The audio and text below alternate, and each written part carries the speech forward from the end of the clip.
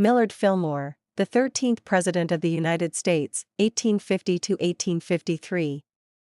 Early life and background. Millard Fillmore was born on January 7, 1800, in a log cabin in Moravia, New York. Coming from humble beginnings, his family was poor, and he had little access to formal education during his childhood. Determined to improve his life, Fillmore pursued self-education and later attended New Hope Academy. His dedication led him to study law, and by 1823, he was admitted to the New York bar. He quickly built a successful law practice in Buffalo, New York, while also becoming active in politics. Fillmore's political career began as a member of the New York State Assembly in the early 1820s. He was later elected to the U.S. House of Representatives, where he became known as a moderate politician who valued compromise and national unity. His alignment with the Whig Party brought him national recognition, eventually leading to his selection as vice president under President Zachary Taylor in 1848. Presidency, 1850 to 1853.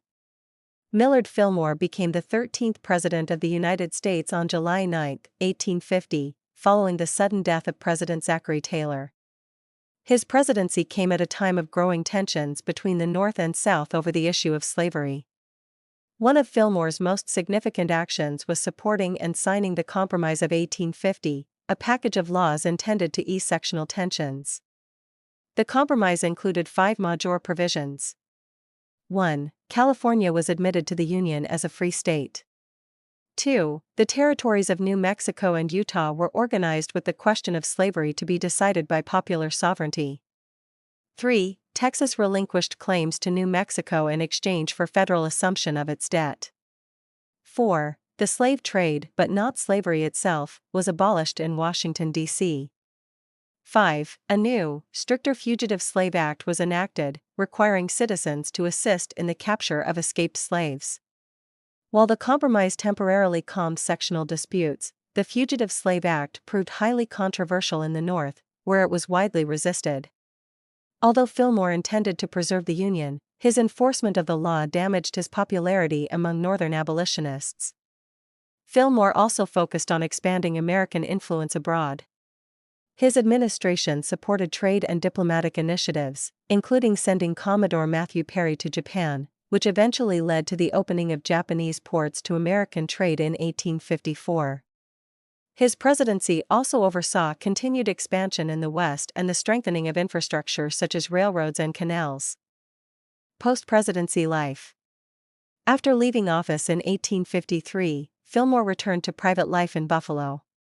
He did not initially retire from politics completely. In 1856, he ran for president as the candidate of the American Party, also known as the Know-Nothing Party, which opposed immigration and the influence of Catholics.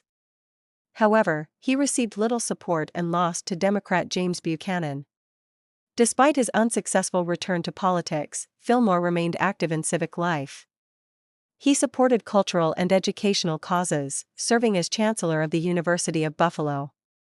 During the Civil War, he supported the Union but criticized some of Abraham Lincoln's policies, particularly concerning the expansion of presidential power. Fillmore lived quietly during his later years, focusing on charitable work and local affairs. He passed away on March 8, 1874, in Buffalo, New York, at the age of 74. Legacy.